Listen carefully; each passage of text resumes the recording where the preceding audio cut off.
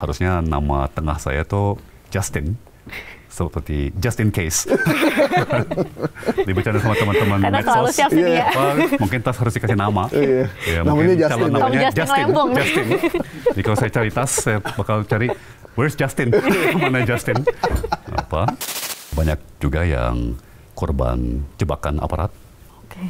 Oh iya? Oh ya pasti. Terus banyak lagi yang mungkin ada pelanggaran, ada kesalahan, ya, tapi hukumannya luar biasa berat, ya, sangat di luar proporsional ya, tidak proporsional kepada pelanggarannya gitu ya. Ya, memang perjalanan saya ya dengan Pak Jokowi itu tidak sesuai rencana awal ya. Sebagai contoh ya, saya menghargai, ya, saya berterima kasih Mas Gibran menyebut nama saya, ya kan. Nggak tahu kenapa saya bilangnya kelihatannya di sana ada yang rindu sama saya. Atau mau bikin partai ya? Iya, bener nggak nih Pak? Kapan bocorannya? Deklarasikan nih. Kan pemilu masih jauh ya.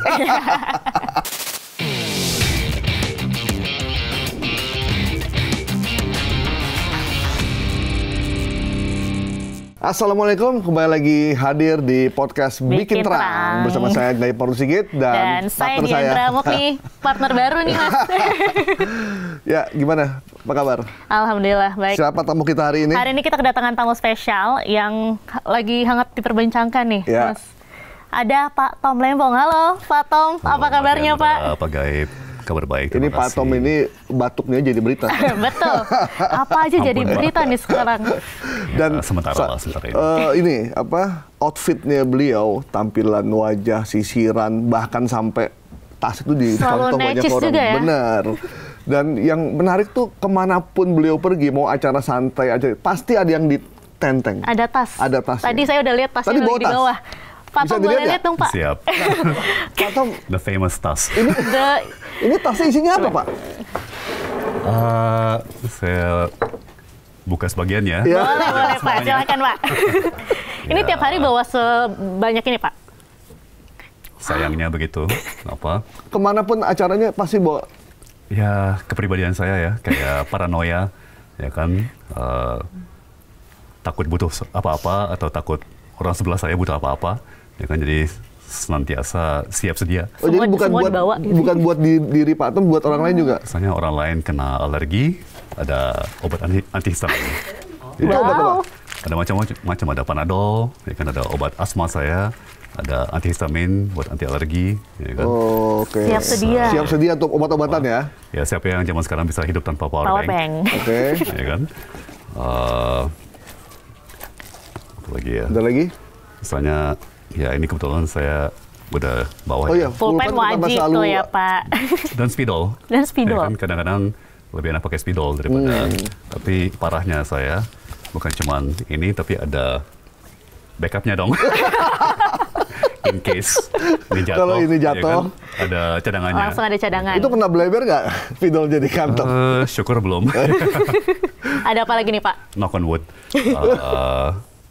Ya, saya kira juga penting apa ya? Ya ada macam-macam gadget. Oh ya. Oke. Misalnya earphone. Earphone. Terus alat makan. Oh, standby sendok. Kalau makan bubur pinggir jalan ya. Higienis Mas. Namanya spork. Spoon fork. Spoon and fork. Ya, kebetulan dibuat dari titanium, kan jadi enteng. Jadi upaya saya untuk ngurangin sampah plastik lah. Oke. Ya, gitu lah. Dan ada spidol lagi tuh Pak ya? Spidol lagi. Minuman nggak bawa minuman? Backupnya backup. Backup lagi. Minuman nggak bawa? Ada sih, tapi lagi kosong. Ini buku yang tengah ya? Nah, kalau ini tentunya laptop. The famous iPad. Oke. Yang pernah disita kejaksaan dan dikembalikan oleh hakim. Kan vonisnya agar segera dikembalikan kepada terdakwa. Tapi masih utuh isinya ya? Sejauh yang saya tahu. Atau disuntik virus atau apa. Bercanda. Kalau handphone di itu ya? Di tangan? Siap. Ya, oke. Di kantong. Ini berarti yang tengah buku nih, karena nggak boleh dibuka nih. Yang tengah nih. Nah, yang tengah rahasia. Pak Tom. Suatu hari. Ini udah kebiasaan dari dulu atau Sejak memang kapan? dari awal saya bekerja selalu bawa namanya briefcase kan. Jadi tentunya dulu waktu mahasiswa ya kita bawa backpack. Tapi gitu Ini ganti. saya coba angkat ya. Berat nggak sih ini? Masya Allah. Berat ya Mas? Berat. Coba Ada 5 kalau kilo ya, saya Pak Tom, ya? bisa nggak? Hati-hati Mbak. Berat banget Pak Tom. Ya gitulah apa. Berarti Pak Tom nih Siap bicepnya Iya. Tapi saya dengar-dengar ya, Pak Tom ini selama di Rutan kemarin tuh bawa alat olahraga loh. Benar ya Pak? bener Pak? Ya dengan izin pimpinan dan pengurus Rutan ya saya masukin dumbbell yang adjustable ya untuk angkat besi. Terus ada alat olahraga tali gitu, tali suspension namanya TRX ya, TRX untuk latihan juga bisa dijepit ke pintu gitu ya, terus ditarik-tarik gitu ya. Ya terus tentunya kayak yoga mat ya, ya cukuplah untuk bisa olahraga. Itu tempatnya di waktu di Rutan tuh pas apa ada memang buat olahraga? Memang sempit ya, sebenarnya kecil, tapi masih bisa lah, masih bisa ada ruang untuk taruh. Tentunya kita keluarin pas lagi pakai, terus dirapiin lagi ya, udah selesai. Itu semacam ruang bersama ya, ruang bersama yang juga sekaligus mushola bagi teman-teman tahanan yang beragama Islam untuk sholat. Tapi ya semacam ruang serbaguna kecil ya. Nggak luas, tapi ya cukup untuk bisa olahraga. Satu sel itu ada berapa orang Pak waktu di sana? Jadi di Rutan Kejari Jakarta Selatan itu ada 8 sel ya, dan 14 tahanan. Ya. Jadi ada 6 kamar yang berdua dan 2 yang single. Jadi tergantung misalnya ada yang lansia atau ada yang... Pak Tom sendiri atau berdua? Saya lama berdua, terus kemudian sempat pindah ke satu sel yang single. Satu sel ini ada kenalan di sesama gini nih Pak? Dari 14 orang itu nggak ada yang kenal, tapi mereka kenal Pak Tom? Ya tahu tapi tidak kenal ya. Tapi suasana di Rutan sendiri seperti apa sih Pak? Menarik, sangat menarik. Kita juga harus bedakan Rutan dengan lapas ya. Kan saya setelah vonis pindah dari Rutan Kejari Jaksel ke lapas Cipinang, yaitu penghuninya 4.000. Ya, beda sekali dengan ya Cipinang, di lapas Cipinang. Beda dengan Rutan Kejari Jaksel kan cuma 14. Ya. Jadi yang agak shock nggak sih Pak? Yang Rutan Kejari itu kayak klaster. Benar-benar. Yang di Cipinang begitu banyak orang. Betul. Kalau di Cipinang gimana suasananya? Satu ruangan berapa orang? Kami bertiga. Dan suasananya beda sekali sih. Ya, jadi sekali lagi yang blok tahanan di Kejari Jaksel itu cukup kecil ya, hanya 14 tahanan. Sementara 14 plus 2 seberang koridor ada sel untuk maksimum 2 tahanan perempuan. Ya.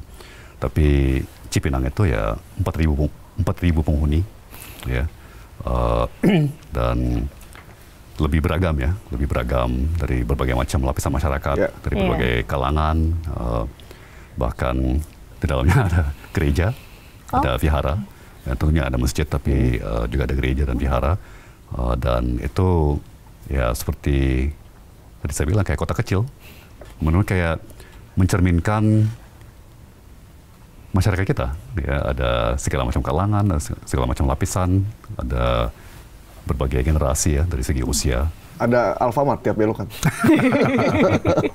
Ya bisa jajan Pak. Nah, itu Pak Tom berarti bertiga ya? Siap. Kenal sama yang 2 itu? Enggak, kan baru masuk, ya diarahkan ke blok yang agak cocok gitu ya. Saya juga punya kendala kesehatan, yaitu asma dan sinus, jadi diberikan pengertian ya terhadap limitasi kesehatan. Tapi saya sangat respect banget dengan pengurus dan pimpinan baik rutan maupun lapas ya. Itu pekerjaan yang tidak gampang, benar-benar tidak gampang ya. Sebagai contoh ya, di Cipinang itu 4.000 penghuni. petugas keamanannya cuma 30, tinggal sampai 1%. Iya. Iya. Ya. Jadi tantangan buat pengurus dan pimpinan itu bagaimana membangun sebuah suasana kekeluargaan atau kebersamaan, ya kan, dan mekanisme-mekanisme untuk misalnya kalau ada sengketa atau berantem kan harus ada resolusi yang damai gitu ya, sampai apa hantam-hantaman gitu ya. Dan sekali lagi dari berbagai kalangan, berbagai latar belakang, itu luar biasa. Saya sangat respect ya dengan pimpinan dan pengurus baik lapas maupun rutan. Saya yang lumayan saya penasaran Pak, kalau di rutan atau di lapas gitu, mandinya gimana? Kalau di Siap. lapas itu kan kamar mandi di dalam kalau nggak salah ya? Iya, dan 4.000 orang loh penghuninya. Ada macam-macam ya. Memang desain daripada sel itu beda-beda ya. Kalau di Kejari Jaksel memang kamar mandi itu bukan komunal ya, tapi ada kamar mandi yang bergantian, bergantian menggunakan kamar mandi di situ. Kalau di Cipinang ada cukup banyak sel yang ada kamar mandi di dalamnya. Oh, di dalam gitu. ya. Tapi memang pertama kali sejak saya SMP mungkin ya, saya mandi pakai gayung. 9 bulan mandi pakai gayung, saya wah menarik. Tapi saya bersyukur banget loh Pak Gaib, Pak Diandra, karena apa? Ya inilah hidup kebanyakan masyarakat kita kan. Jadi saya kan memang dari lahir udah privilege ya, dan kami sebagai politikus ya, politisi suka bilang ya demi rakyat, ya kan? Tapi kapan terakhir kali kita berbaur, merasakan apa, dan itu pun juga saya sadar betul ya, ini masih di Jakarta. Ya, coba kita bayangin kondisi hidup di daerah-daerah yang tinggi kemiskinannya, ya kan? Terus bayangin lapas atau rutan di daerah-daerah itu ya, yang lebih sulit secara ekonomi. Jadi saya selalu mengingatkan diri nggak boleh cengeng, ya kan, karena sesederhana apapun dengan berbagai macam keterbatasan, ya ini masih pasti jauh lebih baik daripada yang dialami banyak teman-teman kita ya, yang di daerah terpencil atau daerah yang kemiskinannya tinggi ya. Kalau dari awal nih Pak, ada kesulitan tidur kan, tentunya harus adaptasi lagi. Terus pas hari-hari pertama, kita kan kadang kalau misalnya pindah tempat aja kita sulit tidur. Pak Tom gimana nih kemarin? Oh, itu udah penyakit saya dari usia muda. Saya tuh sulit banget untuk tidur. Ya, jadi ternyata saya ada semacam hyperactive disorder ya. Jadi otak saya terus sulit untuk direm, nggak bisa berhenti. Jadi salah satu obat yang di sini ya obat tidur. Oke. Obat tidur. Dan itu hampir setiap malam. Ya, ya memang meskipun di hari-hari pertama ya, saya kelihatan tegar, ya kan, waktu dipamerkan ke media pakai borgol dan rompi pink, ya, rompi merah jambu, apa kan kelihatan tegar, tenang ya. Tapi dan memang saya sudah siap gitu ya, saya sudah mengantisipasi bahwa ini memang sebuah risiko politik, ya. Tapi tetap aja sebagai manusia gitu, kejadian beneran, ya itu shock, ya pasti shock. Kayak saya biasanya nggak pernah ada keluhan asam lambung pertama, ya kan. Terus berapa jam pertama di rutan, loh muncul. Ada apa nih? Kok nggak pernah terasa gitu ya. Jadi benar-benar kayak kena mah. Tapi di media nggak terlihat loh, Pak Tom. Jadi ya, segar-segar aja gitu. Padahal kenyataannya wajah Rambo hati Rinto ya sebenarnya. Ya pasti gejolak di dalam tuh ada. Ya kan, emosi kan ada, kita manusia ya. Belum jadi robot meskipun udah menuju ke sana. Tapi ya tentunya kita pasti akan banyak berdoa. Ya, itu sangat membantu. Terus tradisi dalam lapas rutan itu ya penghuni baru selalu di welcome oleh penghuni lama. Ya kan, mereka tahu banget ya malam pertama, minggu pertama kayak apa. Jadi mereka all out ya, untuk apa? Membuat Pak Tom membantu gitu ya Pak. Ya, untuk membantu menopang semangat kita. Tapi, ya. tapi kabarnya semua kenal sama Pak Tom. sebagai sih. ikon Oh, ikon ketidakadilan. Kata itu ya, tapi istilah itu, tapi ya kebetulan juga banyak dari dunia usaha atau dari kementerian lembaga kan. Jadi sebagai seorang ex-menteri, ex-kepala badan, apalagi bidang investasi, bidang perdagangan, ya mereka tahulah ya mengenai saya. Dit, ada film Transporter kan, pernah nonton Iya. John Statham kan, yang dia kalau lagi berantem dalam kondisi awal selalu rapi, bahkan berantem aja selalu pakai jas. Iya. Nah, Pak Tom ini identik dengan itu. Klimis, rapi, rambut tersisir, baju juga rapi. Selalu rapi, selalu necis gitu. Gimana caranya? Bahkan anak saya nanya, bilang tadi, tanyain Pak Tom skincare-nya apa? Boleh Pak spill skincare nih. Nah, Siap. gimana menjaga itu di penjara? Itu kan di rutan nggak bisa sebebas di Iya. rumah kan, mandinya ada waktunya, segala macam. Tapi tiap tampil di pengadilan kan selalu terlente gitu. Ya jawabannya sederhana, sebisanya, ya kan. Jadi memang mandi pakai gayung, ya pakai bak mandi, tapi kan sabun ada, shampoo ada, Iya. ya kan. Terus minyak rambut ada, sisir ada, ya kan. Jadi lebih masalah niat kan, masalah niat dan masalah disiplin. Dan memang di saat-saat kita sangat terpuruk ya, kalau misalnya kita dilanda sebuah malapetaka, itu penting banget untuk jaga rutinitas seperti itu. Ya, jadi kebiasaan-kebiasaan seperti itu, ya pagi bangun tepat waktu, ya meskipun misalnya bisa aja tidur terus ya, kita harus paksa bangun pagi, bangun tepat waktu, terus mandi, cukur, sisir buat saya, ya kan. Terus ada kegiatan baca buku atau nulis, terus ya olahraga. Jadi itu justru menjamin atau membantu memastikan bahwa hidup kita tetap terstruktur. Oke. Ya, jadi jangan kita berantakan gitu ya, Iya. gitu kena malapetaka, kena apa, memang stres, tapi justru dengan tetap menjaga rutin sudah lama, itu memberikan sebuah kestabilan ya, itu menstabilkan dan membantu menopang semangat kita juga. 9 bulan di tahanan nih Pak, udah berapa buku habis? 20-an ada kali ya. 20 Ya, buku. tapi ya ada yang tipis, ada yang tebal, ada yang berat-berat. Ya Pak kan? Tom sadar nggak bahwa tulisan-tulisan tangan Pak Tom yang diberikan untuk publik itu memberikan pengaruh yang luar biasa loh buat publik? Baru belakangan sih, terutama waktu udah mulai sidang ya. Karena di ruang persidangan, konsep hukumnya adalah terdakwa pun seperti orang bebas. Iya. Ya, jadi kita boleh pakai laptop untuk nyatet keterangan saksi, ya kita boleh pegang HP bahkan. Baru sepenuhnya menyadari ya, wow ini likes-nya banyak juga. Baca komentarnya sangat mengharu ya. Ya saya hanya menulis apa yang di hati saya ya, apa yang saya merasa patut dan layak disampaikan ya pada saat itu.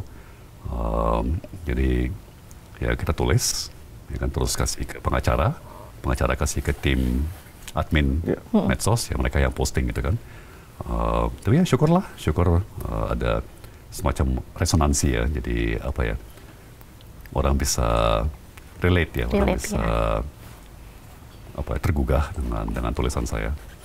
Kan Pak Tom ini kan pasti tidak pernah menyangka ya situasi ini. Dari orang yang lama di luar negeri, di perusahaan investasi terkemuka, bahkan punya perusahaan sendiri, kemudian jadi menteri, diangkat Pak Jokowi segala macam, lalu tiba-tiba masuk ke dalam satu tempat yang pasti kita nggak pernah nyangka juga. Nggak pernah mau juga kita Iya. masuk situ. Apa yang Pak Tom pelajari dari kisah yang sedih, sahdu, dan mengembirakan ini?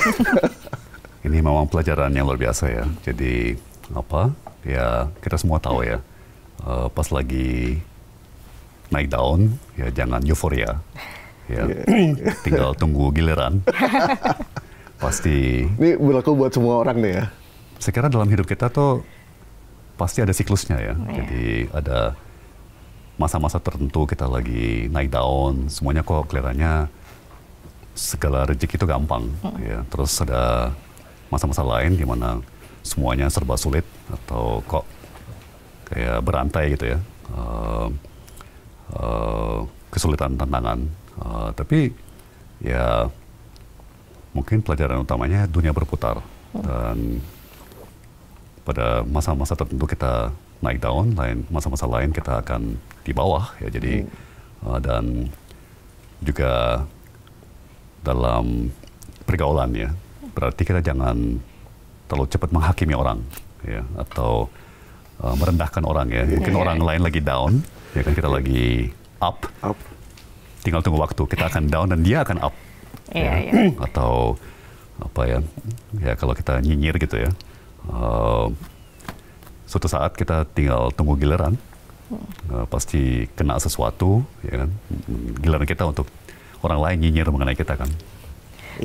Tapi ada ini nggak sih Pak, cerita unik atau cerita lucu mungkin nih selama di tahanan? Ada beberapa sih ya. Contoh ya, balik lagi saya lumayan bersyukur ya bisa mengalami langsung ya, karena beda banget antara diceritain orang atau baca dalam buku atau artikel ya kan, dan ngalamin langsung. Tapi terutama di Lapas Cipinang ya, saya akhirnya bertemu dan berbaur ya, bergaul dengan benar-benar semua lapisan, sampai yang paling jatuh, yang paling terlupakan, yang paling terpinggirkan ya. Ada sesama tahanan narapidana yang sudah dilupakan oleh keluarganya, yang sudah bertahun-tahun tidak ada kunjungan keluarga sama sekali. Udah dianggap tidak ada lah gitu. Atau banyak juga yang korban jebakan aparat. Oh ya pasti. Terus banyak lagi yang mungkin ada pelanggaran, ada kesalahan, ya, tapi hukumannya luar biasa berat, ya, sangat di luar proporsional ya, tidak proporsional kepada pelanggarannya gitu ya. Ya perihal kecil, mungkin lawannya itu ngamuk, ya kan, terus dendam, pakai ordal atau karena status atau gimana ya, kemudian dijatuhkan hukuman yang luar biasa ya, misalnya remaja atau anak muda masih usia 20 gitu berantem, ya kan, lawannya apa, benjol-benjol, ya, orang tuanya ngamuk, terus dijatuhkan pidana penjara 4 tahun di usia 20, ya kan, dalam sekejap hidupnya hancur, ya kan. Sempat bincang-bincang gitu sama dia. Itu ngobrol sama Pak Tom? Ya. Dia tinggal di Bekasi ya, dengan kakak perempuan, dengan adik pria dan adik perempuan. Ayahnya itu buruh harian. Ya. Dan dia cerita, iya Pak, waktu itu baru aja dapat kerjaan stabil. Baru aja pindah dari sektor informal ke sektor formal dengan gaji tetap, ya kan. Untuk pertama kali dalam hidupnya merasa stabil, ya, dapat kerjaan tetap, ya kan. Kena perkara ini, ya kan. Nah itu yang justru lebih menyedihkan buat saya ya. Apa yang Pak Tom sampaikan ke anak muda ini? Ya di samping tentunya tetap semangat, ya. Ya saya janji bahwa saya akan memperjuangkan keadilan ya bagi semua, bukan hanya buat kepentingan diri saya sendiri ya. Bukan hanya apalagi dengan dukungan publik yang begitu luas ya, rasanya ya ini bukan lagi memperjuangkan nasib seorang individu yaitu saya, tapi ini udah lebih luas ya. Itu yang Pak Tom sampaikan ketika Pak Tom keluar dari penjara, bahwa masih banyak orang-orang yang bahkan lebih dari Pak Tom. Nah maka saya kan juga bilang bahwa saya mendukung penuh ya wacana yang dilontarkan Pak Presiden Prabowo di awal-awal pemerintahan beliau untuk memberikan gerasi kepada kira-kira 44.000 narapidana ya. Karena ya kesan saya mungkin lebih banyak orang di dalam penjara yang seyogyanya tidak di situ. Ya, harusnya sudah bebas karena hukumannya jauh terlalu berat. Ya.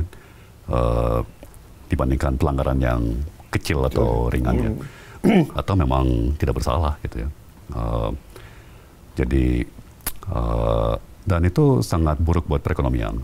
Ya, perekonomian ini banyak sekali, nggak semua tapi banyak sekali yang pas lagi usia produktif, ya kan, juga sangat mengganggu hidup keluarga mereka tentunya, dan bebas pun kan udah dicap, ya kan, di surat keterangan polisi ada catatan kan pernah terpidana, ya, dan banyak pemberi kerja, banyak perusahaan ya tidak mau terima mantan narapidana, ya. Jadi memang ada sebuah ketidakadilan yang seyogyanya mulai kita koreksi, ya. Tentunya tidak bisa instan, ya, butuh waktu. Tapi saya kira tadi itu wacana Pak Presiden yang sudah terrealisasi 1.100 berapa ya amnesti kemarin, itu saya kira sangat tepat, ya, secara teknokratis, ya. Oke, Dian, kita agak lompat sedikit ke belakang lagi nih ya. Pak Tom itu kan sebelum jadi Mendak jadi kepala BKPM dulu ya, kalau tidak salah. Atau kebalik. Ya? Jadi Mendak dulu, kemudian jadi kepala BKPM. Betul. Ketika Pak Tom jadi menteri, mungkin nggak banyak orang tahu juga. Mungkin kalau ada wartawan yang pernah di BPN. Yang ngepost saja ya. Ngepost saja. Masyarakat pun, ini siapa ya Tom Lembong gitu kan sebelum. Gimana sih awal perkenalan Pak Tom dengan Pak Jokowi sampai tiba-tiba Pak Jokowi dapat rekomendasi pas itu untuk memilih Bapak sebagai Menteri Perdagangan? Jadi kami diperkenalkan oleh satu teman, ya, teman yang berkawan dengan dua-duanya gitu ya. Di awal-awal beliau menjabat sebagai gubernur DKI Jakarta, ya, 2013. Kemudian ya cocok, maka saya terus jadi penasihat ekonomi buat beliau. Oh, waktu jadi gubernur berarti? Waktu gubernur DKI. Ya, kemudian tentunya saya dukung saat pemilu 2014 ya, sebagai penasihat ekonomi, juga penulis pidato. Ya. Dan saya kan tidak masuk di awal pemerintahan. Ya. Saya tidak masuk di kabinet pertama. Ya, tapi saya masuk 8 bulan kemudian di reshuffle pertama. Menggantikan Pak Rahmat Gobel ya, sebagai Menteri Perdagangan. Ya, semuanya rencana Tuhan ya, kayaknya. Karena saya, seperti Pak Gai bilang, saya tidak pernah menduga saya akan masuk ke pemerintahan, apalagi politik ya. Saya pikir ya seumur hidup akan jadi bankir, ya kan, pengelola investasi. Tapi dalam sekejap bisa berubah, ya, karena memang udah rencana Tuhan gitu ya. Ya, saya sangat bersyukur atas kepercayaan diberikan ya Pak Jokowi, dan tentunya sebuah kehormatan ya untuk bisa mengabdi di kementerian dan lembaga. Nah, Pak Tom ini kan juga dikenal sebagai penulis pidatonya Pak Jokowi. Waktu itu ada beberapa analogi-analogi seperti Game of Thrones. Waktu itu Pak Jokowi pernah ngomong nih, winter is coming. Winter is coming. Winter is coming. Itu lagi hot-hotnya Game of Thrones final season. Ya. Itu Pak Tom nulis pidato ya? Iya, Pak Tom nulis pidato tuh inspirasi dari mana sih Pak? Pertama tentunya kerjasama erat dengan Pak Presiden sendiri. Ya. Dan hebatnya beliau itu emang sangat terbuka terhadap inovasi-inovasi seperti itu. Ya. Kalau bikin sebuah sambutan atau pidato untuk seorang kepala negara, ya tentunya penuh dengan risiko ya. Harus lucu, tapi nggak boleh ada yang tersinggung, ya kan? Takut blunder juga, Pak. Oh, takut blunder, sangat takut blunder banget, ya kan? Nggak bisa kayak stand up ya? Jangan sampai.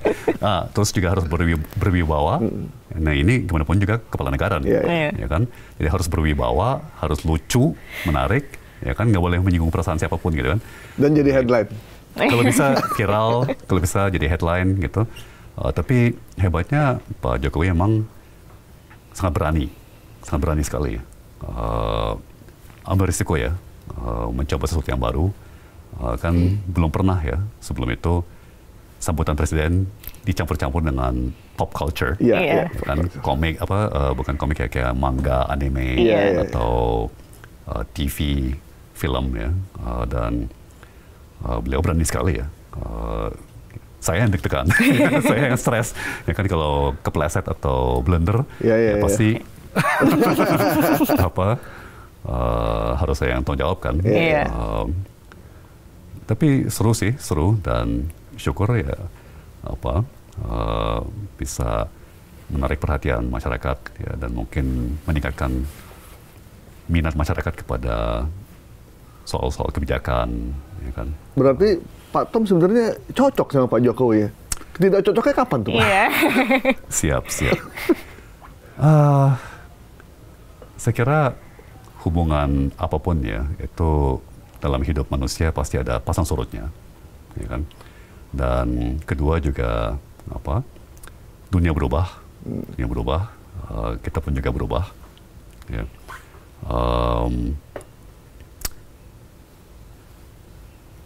Ya, memang perjalanan saya ya dengan Pak Jokowi itu tidak sesuai rencana awal ya. Sebagai contoh ya, konsep kami, ada beberapa dari kami, ya, kalau boleh saya istilahkan kubu teknokratis reformis gitu ya. Konsep kami, periode pertama itu bangun hardware, ya, perangkat keras, infrastruktur, industri. Periode kedua bangun perangkat lunak atau software, pendidikan, kesehatan dan sebagainya ya kan. Ya, tapi sayangnya periode kedua masih sangat terfokus kepada hardware, ya, kepada infrastruktur, industri, ya, sehingga mungkin ya hemat kami aspek kesehatan, pendidikan itu agak terbengkalai. Ya.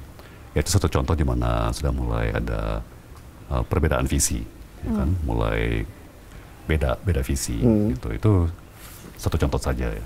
Oke, sebelumnya ini kan ada pernyataan juga dari Prof. Mahfud, Pak Jokowi ini berubah sikapnya, kelihatan ada perubahan sikap tuh sejak tahun 2022. Ya. Nah, Pak Tom Lembong nih mengamatinya sejak kapan nih berubahnya nih Pak? Saya kok nggak melihat suatu titik tertentu ya, kayak tahun berapa gitu ya. Politik begitu dinamis, kemudian dunia sekarang perubahannya luar biasa cepat, ya kan, dengan teknologi, dengan gejolak geopolitik dan sebagainya. Saya kira setiap 2-3 tahun kita harus menyesuaikan. Ya, jadi apakah itu Pak Jokowi, ya, apakah itu yang lain, ya mungkin setiap 2-3 tahun harus menyesuaikan. Ya, jadi itu juga sesuatu yang penting ya untuk seorang pemimpin, tidak kaku ya, pada satu orientasi saja, tapi harus bisa menyesuaikan dengan perubahan zaman misalnya.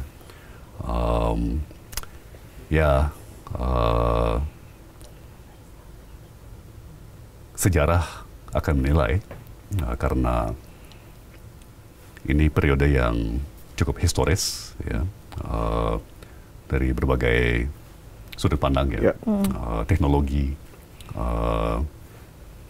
eranya media sosial misalnya, ya kan, dan juga awal-awal perang dingin antara Amerika dengan Tiongkok, ya, tentunya masa-masa yang tidak mudah, ya, dan bagaimana seorang pemimpin mengelola pemerintahannya dan bagaimana menanggapi tantangan ya akan butuh waktu ya untuk kita bisa benar-benar menilai, untuk bisa secara objektif menilai.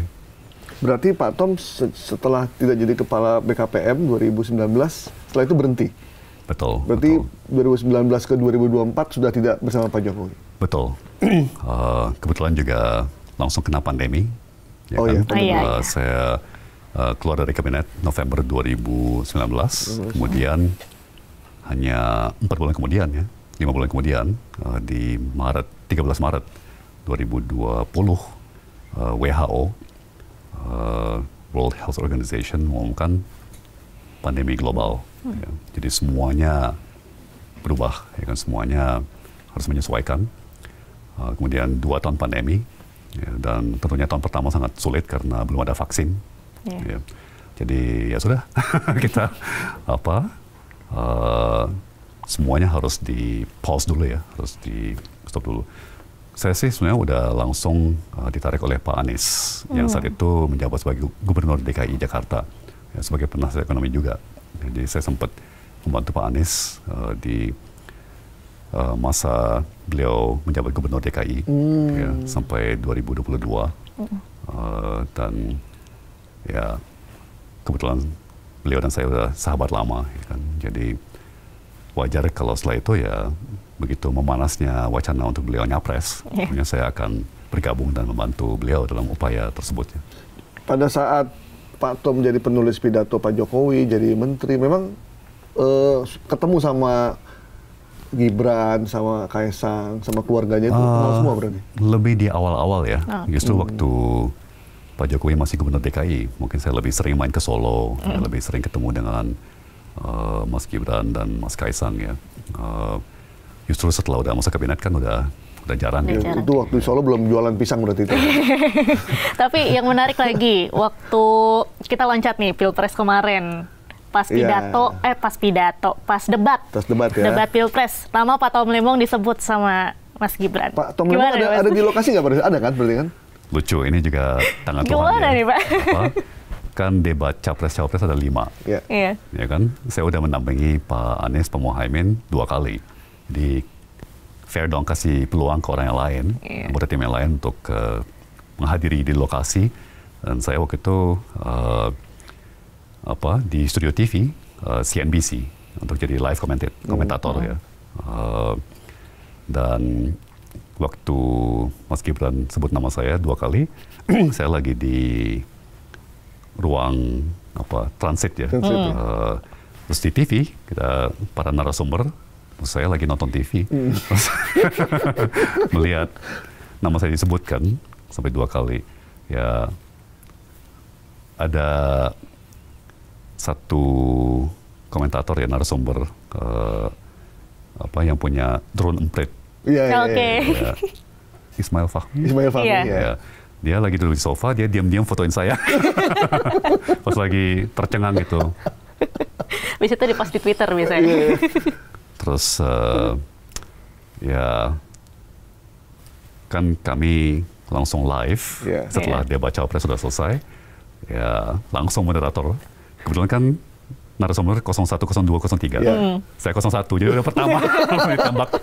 Pak Tom, gimana rasanya? Disebut namanya 2 kali. 2 kali, ya kan. Ya terus saya sampaikan kan, ya saya menghargai, ya, saya berterima kasih Mas Gibran menyebut nama saya, ya kan. Nggak tahu kenapa saya bilangnya kelihatannya di sana ada yang rindu sama saya. Ya kan? Kangen ada Pak Tom di sampingnya gitu. Dan ya saya menanggapi enteng-enteng aja kan. Jadi ya peristiwa lucu yang menjadi bagian dari kisah hidup saya, cukup unik. Jadi katanya kalau ada hubungan yang udah lama, terus lama tidak ketemu, kemudian orang itu menyebut lagi nama yang pernah dia berutuk, rasa sakitnya itu dalam sekali katanya. Sampai disebut namanya. Saya kira kita nggak usah berandai-andai atau berspekulasi berlebihan ya. Mungkin itu cuma gimmick kan, untuk dalam pertarungan debat. Ya, buat saya sih jadi kisah lucu aja, kan, bagian dari kisah hidup saya yang unik. Tapi orang akhirnya nyari di Google. Jadi ramai nih Pak Tom Lembong. Jadi ini tahu banyak yang ngomong ajusi. Ajusi Tom Lembong jadi banyak fansnya Pak. Ya, balik lagi ya.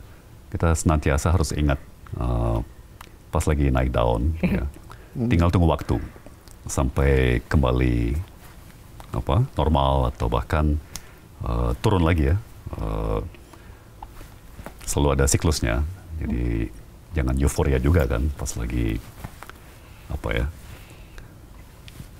lagi di atas, lagi di atas gitu ya, atau lagi disorot atau dapat banyak perhatian. Dan terbukti kan, hidup itu ada naik turunnya ya. Jadi juga pas lagi down, jangan nyerah, jangan juga terlalu depresi atau gimana ya. Badai pasti akan berlalu dan dunia pasti akan berputar. Pak Tom sekarang sudah bebas. Banyak orang tanya, Pak Tom ngapain ya sekarang? Apa yang dikerjakan sekarang? Ya gini-ginian, keliling ke podcast-podcast, ke wawancara-wawancara media. Saya juga masih ngelihat ya, permintaan masyarakat masih ada gitu ya, masih mau menggali mengenai perkara, mengenai latar belakang politiknya, mengenai dampak atau potensi dampak kepada sentimen investasi, iklim usaha ya. Tapi saya kira sekarang udah waktunya untuk sedikit bergeser topik. Kedepannya saya mau mulai ngurangin diskusi mengenai perkara saya, cukup mengenai gula kayaknya. Dan sebenarnya yang mungkin agak penting saat ini, saya mau berbagi tips and tricks ya untuk pelaku usaha, ya, terutama yang skala menengah, kecil dan mikro, ya, di dalam kondisi ekonomi yang cukup sulit ya, menantang. Ya, saya mau coba kita lihat bagaimana respons masyarakat, kemudian ditanggapi masyarakat ya. Saya mau coba berbagi trik-trik, ya, ilmu-ilmu sederhana tapi praktis yang mungkin bermanfaat bagi pelaku usaha ya dalam kondisi seperti ini. Banyak banget permintaan untuk terus berbagi ilmu, ya, podcast, mungkin banyak yang nyuruh saya nulis buku. Ya, kita lihatlah. Lumayan berat tuh. Pak Tom, ini kan kita mengalami situasi di mana yang berat bukan cuma dunia usaha, tapi juga masyarakat. Iya. Masyarakat berat, dunia usaha juga berat. Betul. Pajak tiba-tiba banyak banget terjadi. Tiba-tiba pelaku usaha, kafe, takut dikenain royalti. Belum lagi daya beli yang menurun. Sehingga banyak PHK di mana-mana. Kemarin kita lihat di Tangerang ada toko baju yang butuh cuma 10 orang yang antri ribuan orang. Apa yang Pak Tom lihat dalam situasi yang ada sekarang? Apakah Pak Tom akan melakukan sesuatu untuk supaya ini jadi lebih baik gitu? Kalau saya pribadi ya, melihatnya sewajarnya buat saya, ya, saya akan lebih ambil pendekatan bottom up. Ya, jadi saya mau lebih fokus ke hal-hal praktis di lapangan yang dihadapi oleh setiap pengusaha. Yeah. Ya. Tapi seringkali pengusaha itu nggak tahu atau tidak ada paradigma yang punya presisi gitu ya, yang baku. Mungkin hanya feeling. Ya. Saya kira kalau istilahnya top down, ya, kebijakan makro, tentunya tanggung jawab dan wewenang daripada pemerintah yang terpilih. Ya kan? Jadi saya kira kita berikan waktu, berikan ruang untuk pemerintah yang terpilih. Ya kan? Ini kan memang pilihan kalian. Pilihan pemilih sudah jadi fakta bahwa yang sedang memegang mandat adalah pasangan terpilih dengan timnya. Ya, kita persilahkan. Ya, tapi sementara itu kan banyak yang bisa dilakukan oleh pelaku usaha itu sendiri. Ya, nggak usah nunggu-nunggu pemerintah, nggak usah terlalu bergantung kepada sistem atau lembaga.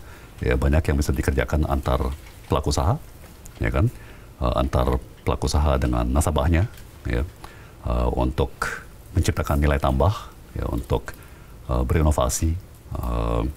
Tapi mungkin misalnya ya, banyak informasi yang mereka tidak punya, ya, yang saya punya, bisa saya berbagi. Dan sekali lagi ya, kita akan tes ombak, ya, kita akan tes pasar, apakah ide ini laku atau tidak, ya kan? Terus kita lihat apa yang sebenarnya bisa saya bantu, ya, dari segi berbagi ilmu atau berbagi pengalaman, ya. Ini ada yang menarik juga, kalau kita dengar nih di masyarakat sekarang, tadi masih terkait dengan kurangnya lapangan pekerjaan. Lapangan kerja berkurang, lapangan pedal makan nambah. Gimana tanggapannya Pak? Lapangan kerja berkurang, lapangan pedal nambah. Lapangan pedal. Wah, ini saya tahu Mbak Diandra mengarahnya kemana. Memang satu tantangan yang dari dulu ya. Kita suarakan di saat kampanye Pilpres adalah ketimpangan, ya. Ekonomi kita memang semakin bergantung kepada kelas atas, ya. Jadi konsumsi dari kelas atas itu yang memotori konsumsi nasional. Ya. Tahun lalu BPS sudah resmi memperlihatkan kelas menengah kita menciut dari 22%, warga kita menjadi hanya 17%. Di kelas menengah menipis, yang berpenghasilan rendah mungkin juga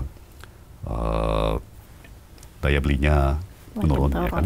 Jadi memang sekarang ekonomi kita sangat tergantung kepada kelas atas yang mungkin main pedal, ya kan? Karena putaran uangnya juga ada di situ. Iya. Jadi, nah itu contoh di mana fokus kebijakan ekonomi kepada hardware, ya, perangkat keras, itu menguntungkan pemodal.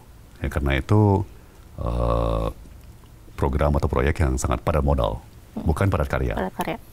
Ya, ya kita lihat sekali lagi yang pegang wewenang dan tanggung jawab adalah pemerintah terpilih, ya kan? Dan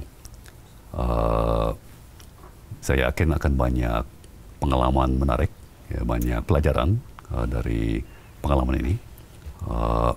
Tapi balik lagi, saya orangnya sangat praktis. Ya, mungkin kelihatan dari briefcase-nya Bapak. sangat praktis. Jadi saya mau mencoba mendorong ya semua pelaku usaha untuk berinovasi, untuk berpikir keras ya. Kan nggak ada gunanya juga apa ngoceh doang, ya kan, ngeluh, curhat. Jadi lebih baik kita diskusi publik, ya kan, kita diskusi apa-apa saja ide-ide baru, ya, peluang-peluang baru yang bisa digarap, tren kita kira-kira kemana, ya, dan apa yang ya memang sudah harus ditinggal ya karena itu sudah tidak zamannya gitu ya, karena satu faktor atau yang lain. Kira-kira sektor-sektor mana yang akan berpeluang ya ke depannya, dan opsi-opsi atau ide-ide cara-cara untuk menggarapnya gitu ya sebagai pelaku usaha ya. Pak Tom udah bertemu dengan teman-teman pengusaha yang juga kenal-kenalan Pak Tom juga kan banyak. Zaman sekarang tentunya lebih banyak audio call, audio call, video call, ya, jadi sangat efisien. Ya itu juga satu tugas saya sekarang ini, menjadi pendengar yang baik ya, karena saya 9 bulan di dalam tahanan, akses saya kepada informasi, apalagi perbincangan publik sporadis, ada akses Terbatas tapi terbatas dan sporadis ya, tidak konsisten. Jadi sekarang saya lagi nyerap semua berita, perkembangan terkini, ya, tren dan sebagainya. Tapi dalam waktu dekat saya mau mulai mencoba berbagi ide-ide, ya kan, potensi solusi yang konkret ya dan praktis ya bagi pelaku usaha. Jadi kalau setelah keluar terus ada informasi rekening yang 3 bulan tidak ini akan diambil, tanah 3 tahun atau 2 tahun akan diambil negara, guru yang gajinya masih kecil sementara DPR gajinya dinaikkan, itu dengar dong semua itu ya? Saya dengar. Gimana nih Pak tanggapannya? Balik lagi, sebagai orang yang pragmatis, ya salah satu istilah favorit saya ya kita lakukan apa yang bisa kita lakukan, ya kan, do what you can. Ya, salah satu pepatah favorit saya apa, start where you are, use what you have, do what you can. Ya, jadi ya udah, kita di sini, kita mulai dari sini, ya kan, kita pakai apa yang kita punya. Terus kita lakukan apa yang kita bisa lakukan. Sesederhana itu kan, tapi tentunya ada versi-versi yang lebih canggih ya, ada apa yang khusus terkait sektor-sektor tertentu, ya kan, itu ada apa aspek atau dimensi yang khusus pada sektor tersebut ya. Pak, kan kalau mau melakukan perubahan atau apapun aktivitasnya kan tidak bisa sendirian. Apa Pak Tom akan bersama-sama Mas Anies atau membangun gerakan rakyat ini nih Mas? Pak, bersama-sama masyarakat atau? Saya selalu akan bersama Pak Anies, ya, itu jelas banget sudah takdir kami. Ya. Saya suka bilang beliau dan saya itu seperti yin dan yang, ya, memang komplementer ya. sangat saling melengkapi. Jadi itu sangat logis ya, sangat kelihatan, sudah terbukti. Dan ya kita lihat perkembangannya, ya, apa yang paling efektif ya, apa yang efektif, dan semua wacana ada waktunya, ya kan, yang ditentukan oleh Yang Maha Kuasa. Jadi kita harus jeli dan peka, ya, apa kira-kira kehendak Tuhan, ya kan, apa kira-kira rencana Tuhan, dan bisa tahan diri, ya, dan ya, tapi kalau misalnya udah saatnya untuk cemplung, harus berani cemplung, ya kan. Ya, tapi sesuai perkembangan dan sesuai kondisi saja. Nggak kapok, Pak? Justru makin semangat.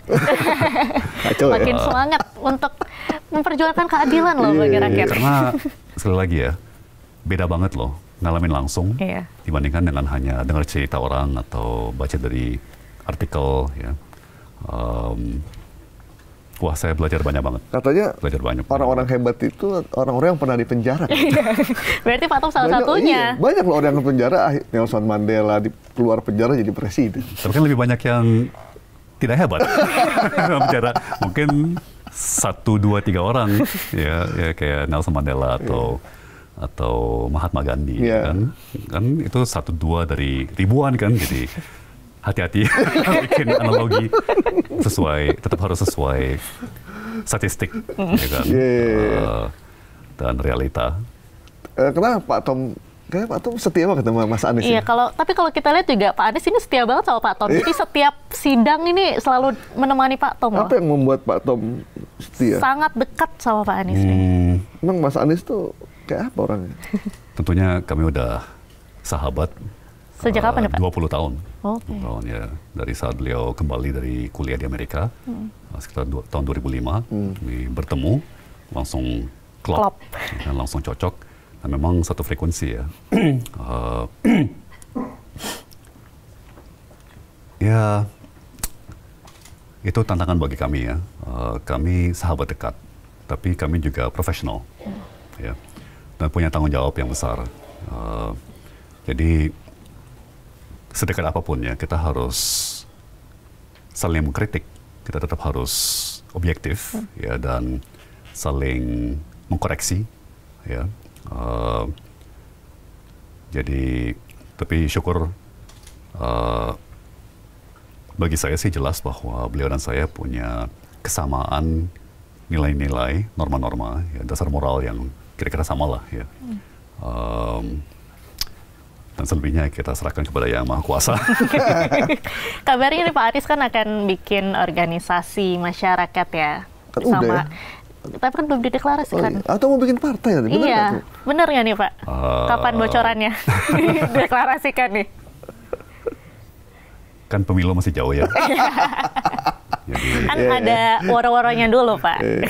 Masih 4 tahun yang lebih. terasa lebih mendesak saat ini adalah dunia usaha, ya kan, dengan berbagai tantangannya, pendapatan penghasilan pelaku usaha yang kemudian menjadi gaji karyawan, ya kan, dan juga daya beli masyarakat, dan balik lagi cukup banyak trik dan ilmu ya yang insya Allah akan berguna ya bagi pelaku usaha. Itu perasaan saya lebih mendesak saat ini ya daripada yang politis atau yang elektoral ya. Oke. Dari tadi kita tidak bicara soal keluarga. Oh iya. Pak Tom tuh 9 bulan kemudian dalam situasi yang berat, keluarga. Bagaimana kondisi keluarga pada saat Pak Tom di istri, anak? Saya juga baru lihat tuh kemarin, baru ditampilkan dan kita baru lihat. Gimana Pak?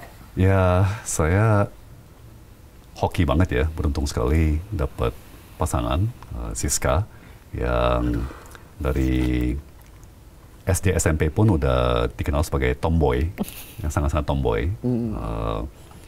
Jadi beliau memang dari dulu udah independen, ya, sangat kuat gitu ya, sangat beriman, ya, sangat-sangat beriman. Kami Katolik dan beliau sangat taat, sangat apa ya, banyak hidupnya itu ke arah kerohanian gitu ya.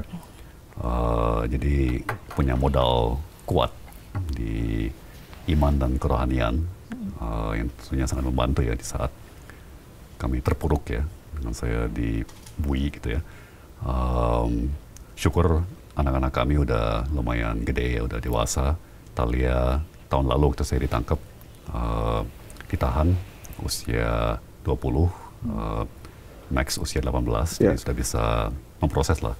Dan kami udah bicarakan risiko-risiko seperti ini dari tahun 2022. Ya, jadi udah persiapan yang panjang ya. Kita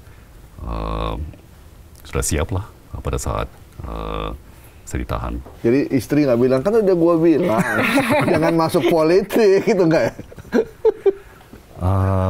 Justru beliau yang mendorong, ngajarin saya bahwa semua itu rencana Tuhan dan rencana Tuhan itu selalu sempurna, ya kan. Jadi dan saya ini kan orangnya perencana, ya kan. Apa semua harus diproyeksi, diprediksi, terus ada rencana apa skenario A, skenario B, skenario C.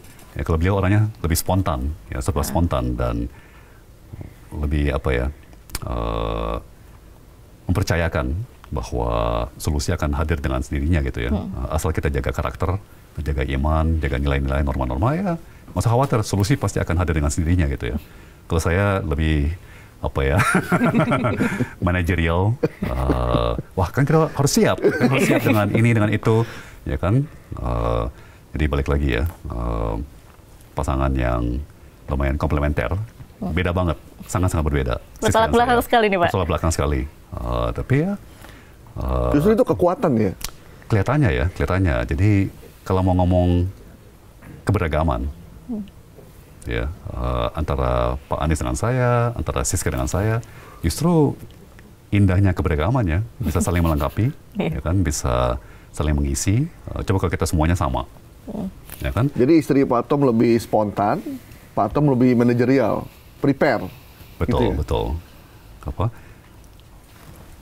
Siap sedia, serba siap sedia, ya kan. Anak saya si Max suka bercanda. Harusnya nama tengah saya tuh Justin, seperti just in case. Dibercanda sama teman-teman Karena medsos. selalu siap sedia. Mungkin tas harus dikasih nama. Ya, Namanya mungkin Justin. namanya Justin. Justin. Jadi kalau saya cari tas, saya bakal cari where's Justin? Mana Justin? Apa? Kayak apa? Hewan piaraan kan, dikasih nama gitu ya. Jadi mungkin tas saya harus dikasih nama juga nih. Just in case. Justin. Ya, kita namainnya sekarang. Seperti Justin Justinnya case. nggak dibawa nih. Ya, dan itu juga indahnya perbedaan. Ya, pasti Siska dan saya cenderung lihat hal yang sama dari dua sudut pandang yang bertolak belakang, ya kan? Tapi kita udah belajar untuk tarik napas yang dalam. Terus oke. Apa jangan langsung bereaksi, ya kan? Tapi renungkan dan itu peluang untuk kita menyesuaikan. Ya mungkin benar juga yang dibilangkan. Jadi kemudian ketemu di tengah gitu ya. Demikian juga Pak Anies dan saya mungkin membawa dua perspektif yang berbeda. Ya, tapi ya justru bisa lebih menarik, lebih begitu dikombinasikan kan jadi lebih menarik. Diandra, kira-kira Pak Tom kalau marah kayak apa ya? Karena banyak yang nanya, Iya, Pak. saya juga kayaknya tipikal Pak Tom nih kalau marah yang Diam, senyum, gitu, terus kayak agak mendem gitu. Benar nggak nih Pak? Kalau marah kayak apa, Pak? Anak gitu, misalkan kan nggak, anaknya pasti juga agak nakal-nakal juga kan, Pak? Iya, namanya anak-anak ya. Istri juga gitu. Enggak sih sebenarnya. Apa gawatnya Pria impian banget saya, ini. Enggak, anak-anak saya nggak nakal. Itu masalah juga tuh. Karena apa? Saya justru khawatir generasi muda kita kurang nakal. Ya, karena apa? Takutnya nanti kita dewasa nggak mau ambil risiko. Ya kan? Nakal itu kan ambil risiko, ya kan? Coba melanggar, ya gimana bisa nggak? Ya kan? Bolos atau sekolah bolos gitu. atau ini, ya sedikit bereksperimentasi. Takutnya kalau dari usia muda udah apa taat, ya kan terus lurus gitu ya. Nanti kan dunia penuh ketidakpastian, ya kan banyak kejutan dan banyak situasi di mana kita harus loncat gitu ya, harus berani, ya, harus berani. Dan inovasi itu kan dari eksperimentasi, ya kan? Jadi kalau orang nggak berani atau nggak terlalu taat gitu ya. Tapi balik ke tadi ya, ada kisah lucu sih waktu saya pindah dari Kementerian Perdagangan ke BKPM. Ya ada semacam acara perpisahan lah ya kan, dengan jajaran-jajaran Kementerian Perdagangan. Terus belakangan saya dengar salah satu dirjen saya bilang ke kolega saya ya, teman saya, Pak Tom itu menjabat di Kementerian Perdagangan setahun, sekalipun kita nggak pernah lihat sisi marahnya. Dan saya kira mungkin juga kalau tanya teman-teman di BKPM juga, saya emang bukan tipe pemarah. Ya, saya bukan tipe yang cenderung meledak gitu ya, atau emosian, apalagi di publik atau dengan jajaran gitu ya. Iya. Itu memang udah kebiasaan berarti ya? Rasanya sih, ya terutama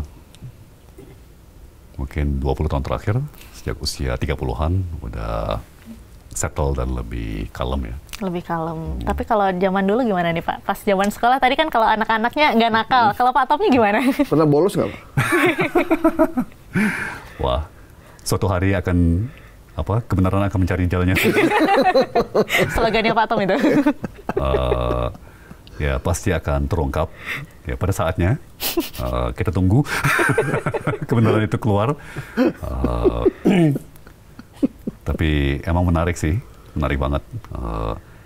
Keluarga saya kan pindah dari Indonesia ke Jerman waktu saya baru usia 3 tahun.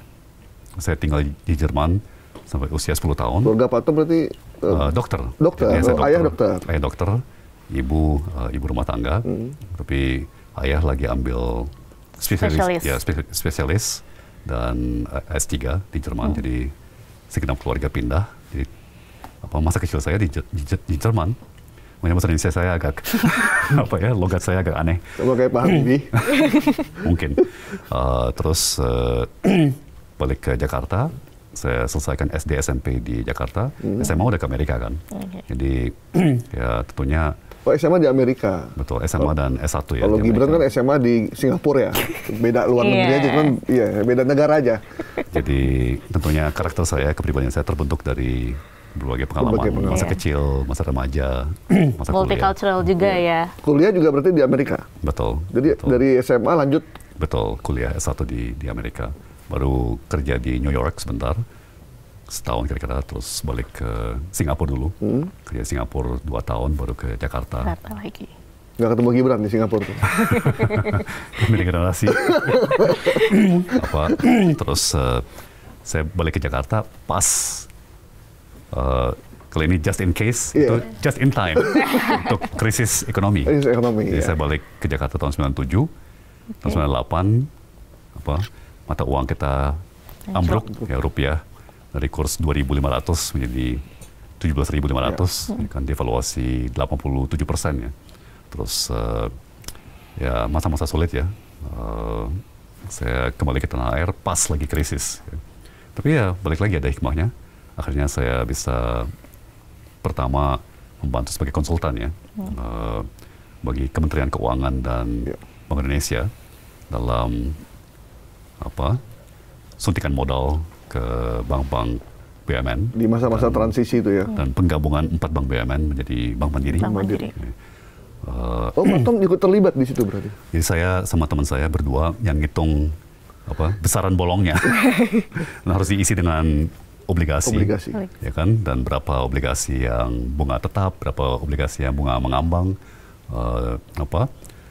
durasi atau tenor daripada obligasinya harus berapa tahun, ya kan? Kita bahkan bikin obligasi yang nilainya naik turun bersamaan dengan kurs rupiah dolar, ya, karena harus imbang antara aset dengan kewajiban. Ya, Bank Mandiri waktu itu punya kewajiban dolar banyak sekali, ya, termasuk deposit masyarakat dalam bentuk dolar, tapi aset dolarnya nggak ada. Ya, jadi kita bikin secara istilahnya secara sintetis. Jadi nilai obligasi itu akan naik turun dengan kurs rupiah, supaya imbang antara kewajiban dengan aset di neraca Bank Mandiri waktu itu. Ya. terus masuk BPPN kalau nggak salah. Betul. Jadi dari situ kayaknya saya kalau pakai istilah Gen Z dinotis ya, dinotis sama IMF dan Bank Dunia ya, World Bank. Terus BI dan Kementerian Keuangan baru membentuk Badan Penyihatan Perbankan.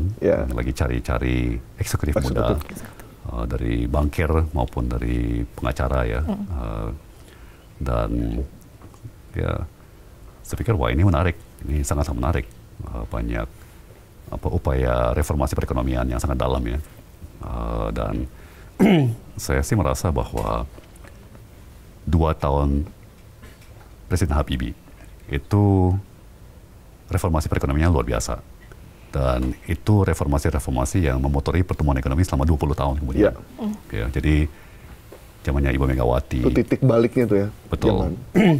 Zamannya Ibu Megawati, zamannya Pak SBY, sampai zamannya Pak Jokowi. Bisa kita masih panen terus tuh buah-buah dari reformasi pahit ya, yang kita terapkan di tahun 98-99, zamannya Presiden Habibie. Kalau dulu di notis IMF sama World Bank, sekarang di notis aparat. Mungkin di terakhir kali ya Mas ya, Pak Tom. Kita 80 tahun sudah merdeka, tapi masih ada aja nih kasus-kasus seperti Pak Tom. Menurut Pak Tom sendiri, kemerdekaan itu apa sih maknanya? Kembali dalam suasana pragmatis dan praktis ya. Apa yang bisa kita lakukan secara konkret bagi diri kita sendiri, bagi keluarga, ya, bagi usaha kita, bagi komunitas kita.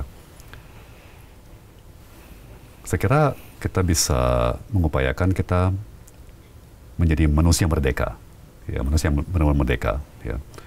Sadar atau tidak sadar, kita mungkin terkurung atau terjebak ya pada paradigma yang sudah kadaluarsa, yang sudah tidak zaman, atau pada kebiasaan-kebiasaan yang juga sudah tidak zamannya gitu ya, atau lagi kena tekanan keuangan, finansial. Ya. Tapi yang paling penting mungkin merdeka secara berpikir, ya, benar-benar bisa berpikir kritis, bebas dari hoax atau paradigma sesat atau logika sesat ya. Dan itu tidak mudah, benar-benar tidak mudah ya. Sebagai manusia kita selalu serba keliru ya, tapi yang menjadi penting itu kerendahan hati untuk bisa bercermin dan dengan enteng mengakui, oh ya ternyata saya salah gitu kan. Jadi terus ya udah menyesuaikan gitu ya. Itu baru merdeka. Kita jangan ngotot, wah nggak bisa ya, saya benar nih gitu. Itu semacam penjara mental ya, atau penjara intelektual kalau kita tidak fleksibel atau tidak bisa beradaptasi dan terus belajar.